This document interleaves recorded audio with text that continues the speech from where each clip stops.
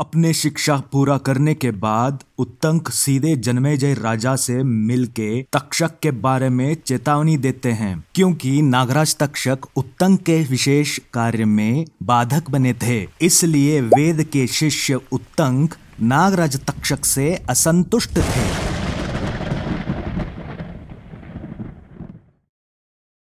धौम्य, वेद, उपमन्यु, आरुणि या उत्तंक हो, कोई भी महाभारत के मुख्य पात्र में नहीं आते। इस कहानी में इन चरित्रों से हमें सामान्य गुरुकुल का पर्यावरण कैसा था ये जानने मिलता है। जनमानस का स्वरूप कैसा रहता होगा इसके बारे में विस्तृत जानकारी मिलती है, और यही छोटी छोटी कहानियों की पात्र मूल महाभारत के पात्रों से भी मिलते हैं, जो मूल महाभारत की मूल कथा को पुष्ट करती है। अगर आप पिछले वीडियो देखे होंगे तो आप जानते होंगे कि नागराज तक्षक ने किस तरह उत्तंक को बाधा निर्मित किया था। तब नागराज तक्षक के व्यवहार से परेशान तो थे। अपना शिक्षा पूर्ण करने के बाद वे गुरुकुल से बाहर निकलते हैं। अब उत्तंक नागराज तक्षक को मुंह तोड़ जवाब देने की सोचते हैं। उत्तंक जन्मेजय राजा से मिलने सीधे हस्तिनापुर चले जाते हैं। उस समय जन्मेजय राजा तक्षशिला को जीतकर हस्तिनापुर वापस आए थे, इसलिए राज्य के मंत्री और सामंतों के साथ चर्चा में व्यस्त होते हैं। उत्तंक जन्मेजय राजा को रोकते हैं और कहते हैं, जो काम सर्वप्रथम करना चाहिए उसके बारे में सोच भी नहीं रहे हो, क्यों अपना समय व्यर्थ कर रहे हो? जन्मेजय राजा विनय पूर्वक कहते हैं, मैं तो राजधर्म का काम ही तो कर रहा हूँ, मुझसे क्या त्रुटि हो गई, कृपया समझाइए। दुरात्मा नागराज तक्षक के काटने से तुम्हारे पिता परीक्षित राजा वृक्ष पर बिजली गिरने जैसी पीड़ा से पंचभूत में विलीन हो गए। अपने बल पर उन्माद तक्षक ने आपके पिता से पाप किया है। परीक्षित राजा को बचाने के लिए कश्यप ऋषि आ रहे थे, परंतु पापी नागराज तक्षक ने उन्हें आने नहीं दिया।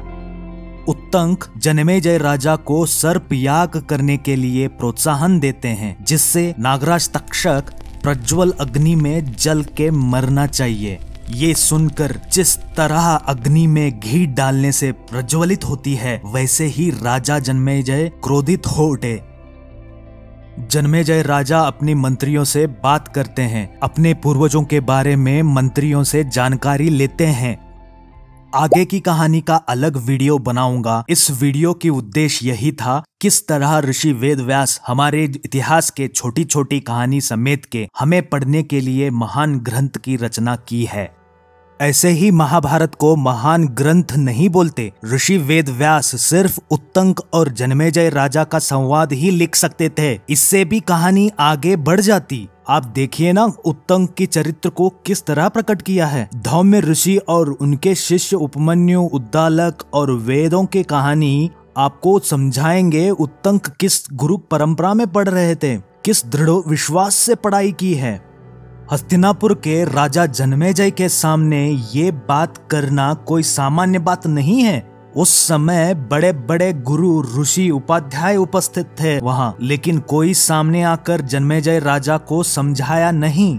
अंत में उत्तंक ये काम करते हैं। उत्तंक बोलते हैं, नागराज तक्षक मेरे लिए भी विघ्न उत्पन्न किया था।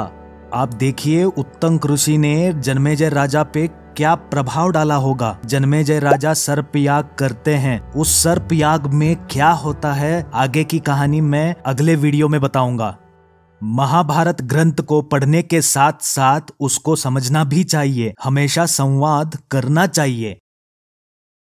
वेदव्यास महाभारत में इन 4 कहानियों को लिखने के पीछे और क्या क्या विचार होंगे, कमेंट बॉक्स में प्लीज अपना कमेंट करो। धन्यवाद।